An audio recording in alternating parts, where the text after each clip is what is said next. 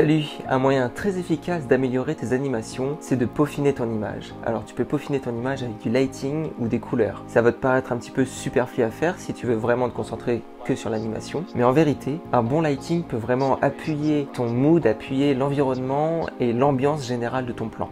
Alors moi je m'appelle Titouan, je suis animateur, mais aujourd'hui on va parler avec Pierre qui est lighter professionnel et qui va nous expliquer comment poser un lighting avec les outils de Maya. Tu l'as peut-être déjà entendu dans notre podcast Les Créatos, dans l'épisode justement sur le lighting. Si tu ne connais pas le podcast, je t'invite directement à aller y faire un tour. Petit disclaimer, malheureusement pendant l'appel, on a eu quelques petits problèmes de connexion de temps en temps. Donc je vais essayer de corriger ça un maximum au montage, mais il se peut qu'il y ait quelques mots qui bug de temps en temps. Donc voilà, pas de souci, ça revient à chaque fois très rapidement. Itinéraire, je te capte plus là. Voilà, ceci étant dit, moi je te laisse à l'appel, je te laisse aux explications de Pierre. Je t'invite déjà, si l'épisode te plaît, à laisser un petit pouce bleu, à t'abonner et à activer la cloche, ça me ferait bien plaisir. Et moi je te dis bon visionnage. Salut. Salut Pierre, ça va? Salut Titouan, ça va et toi? Ça va très bien. Bon, comment ça se passe à Vancouver? Bah écoute, ça se passe bien, ça se passe très très bien. Ouais. File de l'été un petit peu, parce que bon, commence à faire un peu plus beau en ce moment, donc c'est cool. Génial. Bon alors Pierre, je vais pas te représenter comme la dernière fois, parce que t'étais déjà passé dans l'émission, dans le podcast, Les Créatos, dans l'épisode sur le lighting justement. Donc toi, tu es lighting artist, tu travailles surtout dans le VFX, tu as bossé dans des films comme Sonic, Détective Pikachu. Ouais. Et donc maintenant, tu es passé en série d'animation, c'est ça? Ouais, exactement, ouais. Je passe en série d'animation, donc c'est complètement full 3D, il y a pas d'acteurs, etc. Ok. C'est complètement différent. Et tu n'as toujours pas le droit de nous en parler? Toujours pas. Toujours pas. Toujours pas, alors. Très bien. Toujours pas. Pas de souci. Bon alors du coup aujourd'hui on va pas parler on va parler de lighting mais tu vas pas présenter le métier. Là tu vas nous parler concrètement de comment fonctionne le lighting et tout ça.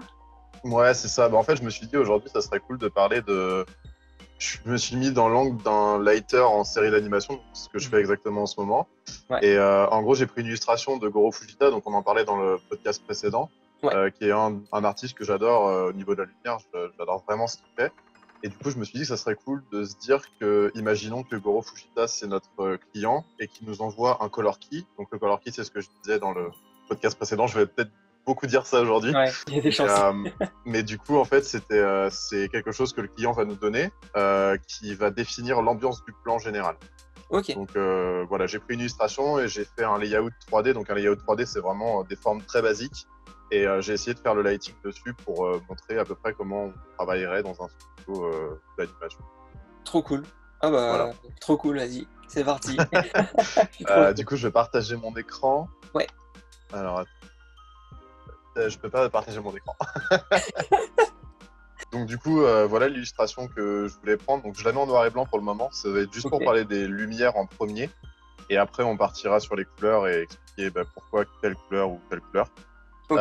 Donc je le répète, c'est une image qui a été faite par Goro Fujita. Donc c'est un digital artist. Donc lui, ce qu'il a fait, c'est juste de la peinture. Enfin, c'est de la peinture digitale, mais il a fait juste de la peinture. Il y a rien de 3D là-dedans.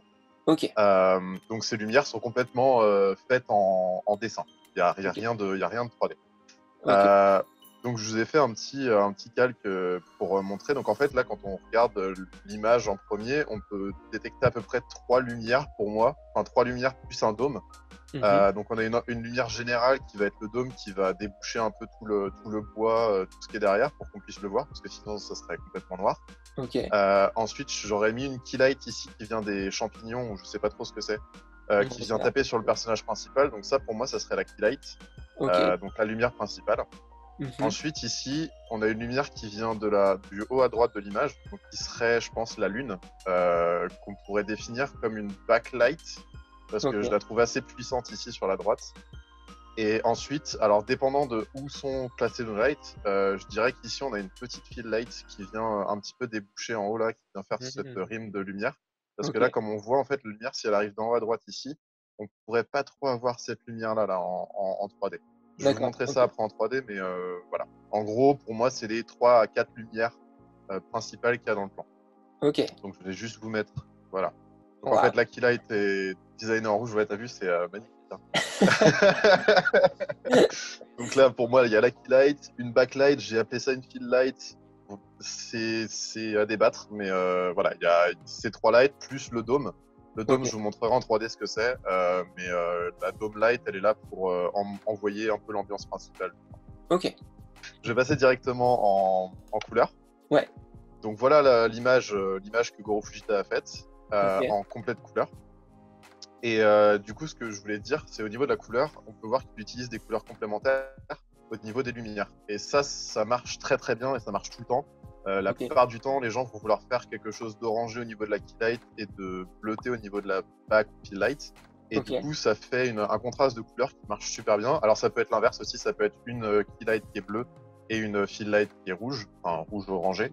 En fait, le but là, c'est d'avoir une couleur chaude et une couleur froide, c'est ça? Ouais, ici dans ce shot-là, ouais. Souvent, il y a des gens qui vont aussi vouloir juste travailler avec les couleurs complémentaires. Donc, vous avez juste à regarder une roue chromatique et vous regardez les couleurs qui s'opposent les unes aux autres. Et souvent, vous voulez mettre votre key light d'une certaine couleur et la fill light ou la backlight de la couleur opposée. Et ça va toujours super bien marcher. Mais là, celle qui marche tout le temps, c'est orange et bleu. Chaud et froid, en gros. Ouais, bah, là, ça marche bien en tout cas. Ok. Ouais, ça marche super bien. Et du coup, donc là, si on devait faire ça en lighting, on va aussi se poser la question de. Donc, la première question qu'il faut se poser, c'est quel est le sujet principal du plan.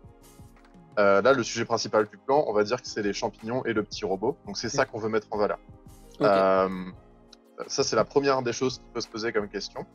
Ensuite, quel est le mood du plan? Qu'est-ce qu'on veut ressentir dans ce plan-là? Donc là, je pense que c'est quelque chose de plus chaleureux. Il y a quelque chose de très mignon. Ça dégage. Là, en fait, on veut faire comprendre que le champignon, c'est quelque chose de précieux aux yeux du robot et qu'on a l'impression qu'il est en train de les collecter et qu'il les met dans son sac.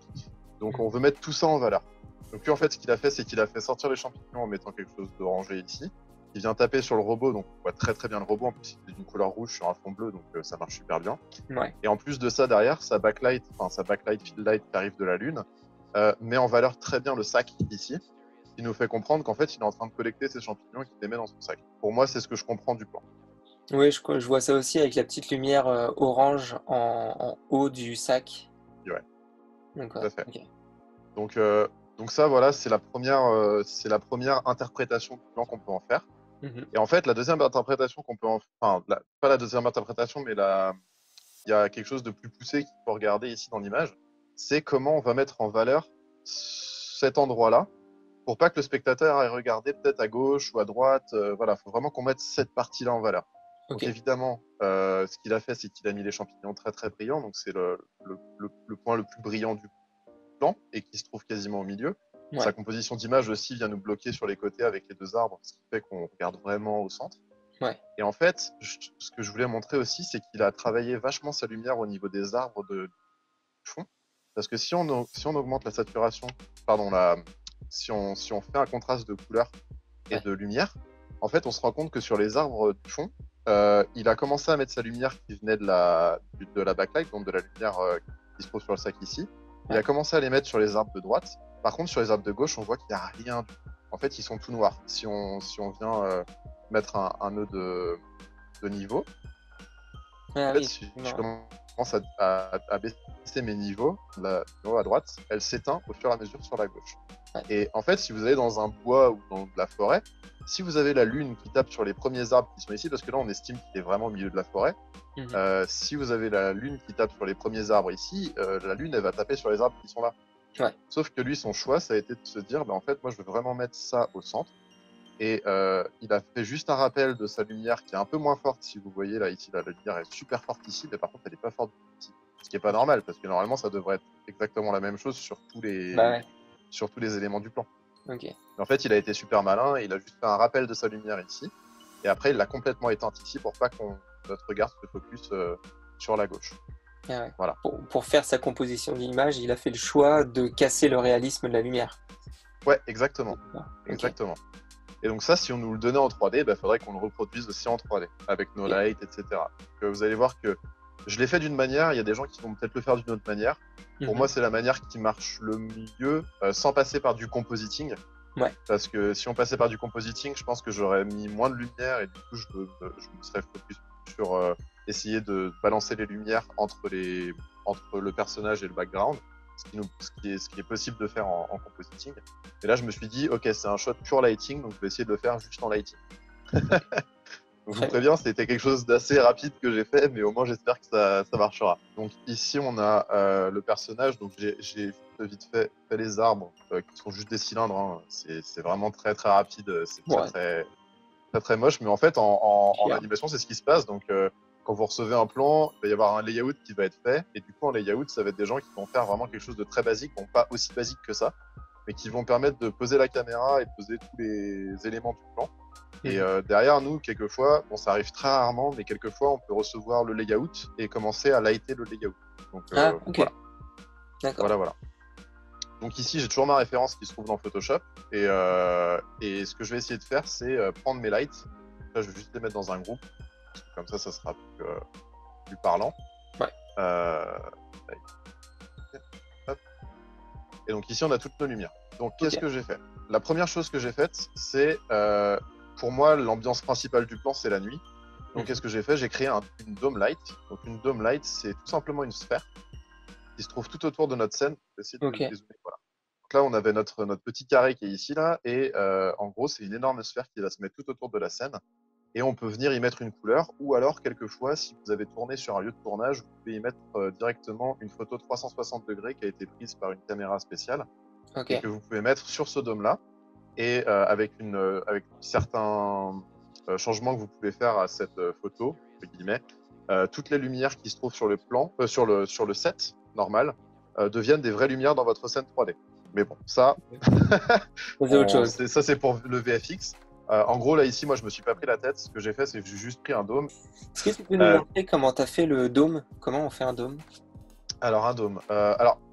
Ça, c'est aussi quelque chose. Quand vous travaillez en 3D, en lighting, il y a énormément de logiciels de rendu, enfin de logiciels de rendu entre guillemets, complètement différents. Là, j'ai travaillé avec Arnold, en logiciel de rendu comme un autre. Du coup, quand vous avez Maya, si vous avez Maya, Arnold, c'est celui de base qui est installé. Si je ne dis pas de bêtises, c'est celui de base qui vient avec Maya. Donc, tout en haut de votre barre, là, ici, vous avez Arnold. Vous allez dans les lights et ici vous créez un Sky Dome Light. Sky Dome Light, très bien. Ouais. Ou alors, normalement, Maya vient directement avec cette barre ici là. Dans cette barre là, vous avez Arnold et la Sky Dome Light se trouve normalement juste ici. Ok, d'accord. Voilà. Donc, une fois que vous avez créé ce dôme là, vous allez changer la couleur ici. Si vous souhaitez changer la couleur, ou sinon, si vous voulez mettre une image, vous avez juste à cliquer sur le damier ici. Vous avez l'option de prendre une image et après, dans cette image-là, vous mettrez l'image que vous voulez. Voilà, très bien. Une fois que vous avez ça, vous gérez l'exposure de votre... l'exposure, en fait, ça va être l'intensité. Parce que vous avez un bouton intensity et un bouton exposure. La plupart du temps, on va bouger plus le bouton exposure que le bouton intensité. Quasiment jamais l'intensité. Voilà. Voilà, nous on bouge l'exposure. Pour ça, pour moi, le dôme, j'avais pas besoin qu'il fasse énormément de lumière parce qu'on est de nuit. Ça m'embêtait qu'il fasse de la lumière, donc j'ai juste laissé l'exposure à 0. Et le reste, après, j'y ai pas touché pour le moment. Ensuite, je me suis dit, bon, la keylight, qu'est-ce que c'est? Donc la keylight, elle vient, comme je l'avais montré ici, pour moi, d'après moi, la keylight, elle vient des champignons qui sont juste ici. Très bien. Donc ce que j'ai fait, c'est que j'ai fait des champignons avec des sphères, etc. Je leur ai mis un matériau qui juste émet de la lumière. Donc bon, c'est pas le mieux en termes d'optimisation, mais ça marche. Donc ça envoie juste, ça émet une lumière, mais ça va pas être notre lumière principale du plan. Parce que si j'éteins ma keylight qui se trouve juste ici, on va voir ce qui se passe tout à l'heure, je vais vous montrer. Ça fait pas autant de lumière qu'une vraie light. Et c'est mieux d'avoir une vraie light pour derrière au compo pouvoir tweaker tout ce qu'on veut avec cette light là. Parce qu'en fait, on peut pas trop sortir quelque chose de correct avec quelque chose qui émet de la lumière ici. Nous, c'est plus une light qu'on veut qui émette de la lumière. Très bien. Voilà, je passais très français, mais l'idée est là. Donc ensuite, ce que je voulais faire à la base avec Arnold, c'était mettre une point light ici, qui serait ma key light. Le truc, c'est que quand je vais dans Arnold, je trouve pas de point light. Là, si vous allez dans Light, il n'y a pas de point light. Il y a juste un truc qui s'appelle Mesh Light. Et une Mesh Light, ça vient faire d'un de vos objets, d'un de vos polygones, une lumière. Donc ça le transforme en lumière, en fait. D'accord. Donc c'est ce que j'ai choisi de faire parce que je trouvais pas de point light. Une point light, en fait, c'est quelque chose qui va émettre de la lumière dans tous les sens. Il n'y a pas de directionnalité de lumière, ça va juste émettre de la lumière comme une ampoule, en fait. Si vous aviez une ampoule, ça émet de la lumière partout. Donc ici, ce que j'ai fait, c'est que j'ai juste changé la couleur pour quelque chose un ton un petit peu plus chaud. Pour ça, vous avez deux méthodes de changer la couleur. Ou alors, vous pouvez aller choisir de mettre de la température. Donc, qu'est-ce que la température? Dans une lumière, en fait, ils utilisent les degrés Kelvin pour dire, en gros, 6500, ça va être du blanc en degrés Kelvin. Si vous allez au-delà de 6500, ça va être bleuté. Si vous allez en dessous de 6500, ça va être une température beaucoup plus chaude. Ok, d'accord. C'est pour décrire ça très très grossièrement. Donc, c'est soit vous utilisez une couleur ici, et du coup, vous n'avez pas besoin d'utiliser la température, ou alors vous mettez du blanc ici, et après vous utilisez une température qui, elle, va changer la couleur de votre lumière. Ok. Donc, si vous allez en bas, plus bas ou plus haut. Ok. Donc voilà, donc là j'ai mis cette lumière-là. Je vais me mettre dans la vue caméra. Voilà notre vue caméra. Et ensuite, si vous voulez faire un rendu, vous allez dans Arnold, Open Arnold Render. J'aime bien l'ouvrir parce que comme ça, je peux faire tous mes changements avant de lancer un rendu. Donc ici, vous voulez changer de caméra, parce que c'est notre caméra. Et ensuite, vous appuyez sur Play. Et donc là, en fait, vous voyez, le bleu, ça vient de la Dome Light. Et ensuite, la couleur qui vient du milieu, là, la lumière qui vient du milieu, ça vient de notre Mesh Light qui se trouve au milieu. Ok. Si vous voyez des points là comme ça, c'est normal, vous inquiétez pas, c'est juste que je laisse pas l'ordinateur calculer jusqu'au bout. C'est juste pour vous montrer très rapidement. Si je laissais l'ordinateur calculer. Ouais, c'est un pré-rendu. Si je le laissais rendre, ça mettrait peut-être 3 minutes, un truc comme ça, parce que c'est des modélisations très basiques. Mais voilà. Donc ça, c'est pour commencer le lighting. Voilà, j'ai juste mis une ambiance principale avec le dôme. Et ensuite, il y a la mesh light qui vient faire la key light. Ensuite, je voudrais bien mettre la lumière de la lune. Donc, qu'est-ce que je peux faire par rapport à ça? Ici, donc si je reviens à l'illustration, on a dit qu'en fait, Goro Fujita, ce qu'il a fait, c'est qu'il a mis sa lumière bien derrière, donc comme c'était une lune, qui vient taper sur ses arbres. Sauf qu'en fait, moi j'ai un problème en tant que lighter, c'est que sur le personnage, la lumière qui vient en tant que backlight, elle est super puissante sur le sac à dos. Par contre, sur le bois, elle est très très très faible. Enfin, elle est beaucoup plus faible que sur le sac à dos. Donc, je peux pas faire ça en une seule light, c'est pas possible. Ou alors, si je voulais le faire en une seule light, il aurait fallu que j'utilise le comp pour prendre la même lumière. Et en fait, sur mon caractère, j'intensifie la lumière que sur mon personnage, mais pas sur le bois.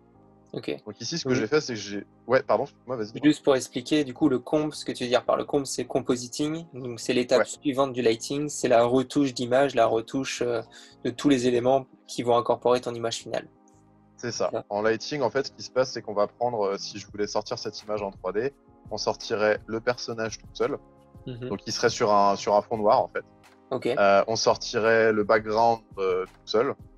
Et après, en fait, on a le contrôle de toutes les lumières par calque qui est sorti. Donc, on aura le contrôle de toutes les lumières sur le robot et on aura le contrôle des lumières sur tout le background. Et ce qui nous permet d'être beaucoup plus précis dans notre lighting si on veut faire quelque chose de beaucoup plus artistique. Ok, ouais. Voilà. Donc, du coup, moi, ce que j'ai choisi de faire dans cette scène-là, j'ai choisi de le faire complètement en 3D, donc lumière 3D. Donc, ce que j'ai fait, c'est que j'ai créé une backlight forest qui se trouve ici. Donc, j'ai créé une Aera Light. Une Aera Light, vous pouvez l'avoir dans Arnold. Area, pardon, excusez-moi, Area Light. Je confonds tout le temps. Donc, Arnold Light and Area Light. Donc, l'Area Light, pardon, excusez-moi, va se mettre en plein milieu ici. Elle va être toute petite. J'ai choisi de la mettre en très très gros. Alors en fait, la raison de mettre une light en très très gros, c'est que plus, et ça existe aussi dans la vie réelle, plus votre source de lumière va être grosse, plus vos shadows vont être, plus vos ombres, pardon, vont être diffuses. Ok. Donc là, en fait, si on regarde sur son illustration, les arbres, ils font quasiment pas de shadow. Ils font un tout petit peu de shadow, mais il n'y a vraiment rien. Donc il n'y a clairement pas d'ombre qui vient de cette backlight ici. C'est ce que j'ai choisi de faire avec cette lumière ici. Ok. Donc, je l'ai mise très très grosse par rapport au reste de ma scène, ce qui fait qu'elle va envoyer beaucoup de lumière, mais que ça va être très très diffus, et du coup ça va diffuser mes ombres aussi. Ok, d'accord. Voilà. Donc là, si je rends maintenant, je vais essayer de sauver à chaque fois que je fais une étape. Ça, c'était avec la Match Light, et là maintenant, si je rends, on peut voir que là maintenant, on a cette lumière-là qui vient taper sur les arbres uniquement et un petit peu sur notre personnage. Mais ça, c'est pas grave, on peut l'annuler au compositing. On peut dire, je veux pas de cette light-là. Ou alors, on peut la garder si ça nous plaît. Donc, voilà à peu près à quoi ça ressemble. Alors, pour cette light-là, j'ai changé un petit truc. Parce qu'en fait, comme on disait plus tôt, avec ce calque-là, on s'est rendu compte que sa lumière, elle s'atténue au fur et à mesure dans les bois. Donc, elle est d'abord très présente ici, et après, au fur et à mesure, elle disparaît. Ce que j'ai utilisé ici, donc c'est un petit peu plus technique, mais je pense que c'est intéressant de voir ça. Quand on va dans la lumière, donc si vous cliquez sur la lumière et que vous descendez ici, vous avez Light Filters, et on peut ici Add Filter, et vous pouvez ajouter un decay ou un bloqueur. Un decay, qu'est-ce que ça va faire? Ça va atténuer votre lumière au fur et à mesure du temps. Enfin, au fur et à mesure de la... en fait, plus ça va être proche, plus vous allez... Comment je peux expliquer ça? Désolé, attends. Plus c'est loin, moins c'est fort. Donc ouais, plus c'est loin, moins c'est fort. Ou alors vous pouvez dire tout ce qui est plus proche, je veux pas que ça soit impacté par la lumière, et je veux que tout ce qui soit plus loin soit impacté par la lumière. Ah d'accord, ok. Donc comment ça fonctionne? Une fois que vous avez créé ce truc-là, si je le fais là ici, si je clique là-dessus, ça va me créer un nouveau truc ici. Et en fait, si vous allez tout en haut ici, là, dans votre attribut editor, vous pouvez voir que ici vous avez un light decay qui vient d'être créé. Je vais juste désactiver celui-là pour pas qu'il y ait de confusion. Donc là, on a un light decay qui vient d'être créé. Dans votre scène 3D, ça ne se voit pas. Vous pouvez pas le voir. En revanche, vous pouvez le voir dans l'attribut editor. Et donc, du coup, moi, ce que j'ai fait, c'est que je voulais dire le far start. Donc, j'ai utilisé un use far attenuation. Donc, use far attenuation, c'est juste dire je veux utiliser une atténuation qui va avec la distance. Donc, avec la distance de loin, entre guillemets. Je sais pas si c'est très clair, mais. Donc, en gros, là, ma lumière, là, les rayons, ils partent d'ici. Et ils vont venir taper. Et en fait, de base, la lumière, elle va aller taper assez loin. Et donc moi, ce que je lui ai dit, c'est que plutôt d'aller taper jusque là, par exemple, jusqu'à cette zone ici, je lui ai dit, j'ai réduit la zone pour qu'elle vienne taper que jusqu'à peu près ici. D'accord, ok. Et donc vous pouvez le voir dans le rendu, en fait, la lumière, elle vient taper jusque là, à peu près. Et là, après, ça commence à s'atténuer. Ok. Ouais. Voilà, c'est ce que j'ai utilisé pour cette lumière-là, pour pas que ça vienne taper ici, là. Donc ça, c'est notre backlight qui vient sur l'environnement. Et du coup, je me suis dit, il faut bien créer une backlight qui arrive sur le caractère, sur le personnage. Donc j'ai créé exactement une autre light qui, elle, vient taper sur notre personnage. Je sais pas si je l'active. On a cette lumière-là qui vient taper comme ça vient taper ici. Tac. Voilà, et donc là, ça vient taper vraiment que sur le sac à dos. J'ai choisi de la faire taper que sur le sac à dos parce que si on regarde la tête du personnage ici, là, ça tape pas du tout. Enfin, on voit que là, ici, ça tape très très fort, mais là, ici, ça tape pas du tout fort. Donc, je pense que pour celui-là, je vais utiliser ma fill light qui se trouve ici pour venir déboucher un petit peu ce côté-là.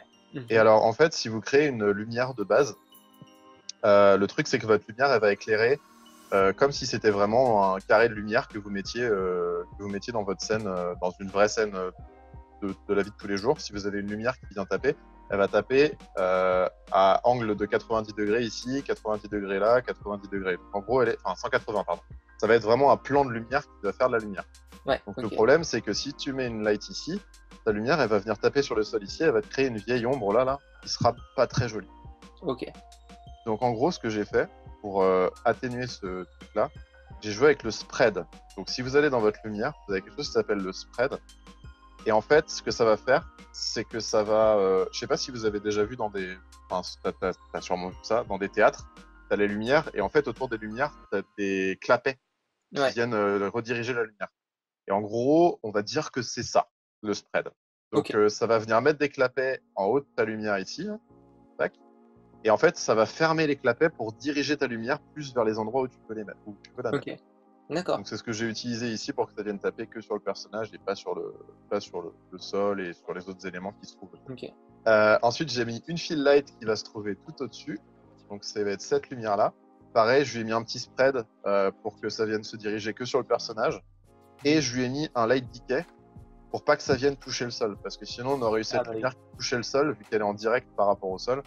J'ai mis un petit decay, comme on avait fait sur les arbres derrière, pour pas que cette lumière vienne impacter le sol. Et du coup, on a un rendu qui ressemble à ça, avec cette lumière qui vient nous faire un rappel de la lumière derrière, uniquement sur notre personnage. Ok. Et voilà. En très très gros et très très bref, ça ressemble à ça. Non, mais c'est ça. Mais en gros, voilà. C'est à peu près ce que je voulais montrer. Bon, il y a des défauts, hein. Je sais que c'est pas parfait, mais au moins on est à peu près dans le bout de ce que Goro Fujita avait fait, en étant full 3D. Ok, ouais, non, mais ça marche bien. Là. En quelques lights, on ressent vraiment toute l'ambiance qu'il avait essayé de mettre en place, enfin qu'il a mise en place. C'est tout con, mais en quelques lights, on sent vraiment la présence de la lune, sans qu'on la voit à l'image. Et on sent vraiment la chaleur aussi des champignons qui s'émettent sur le personnage. Enfin, ça marche vachement bien, quoi. Ok. Ouais, tant mieux si ça marche, du coup. C'était à peu près l'objectif de la chose.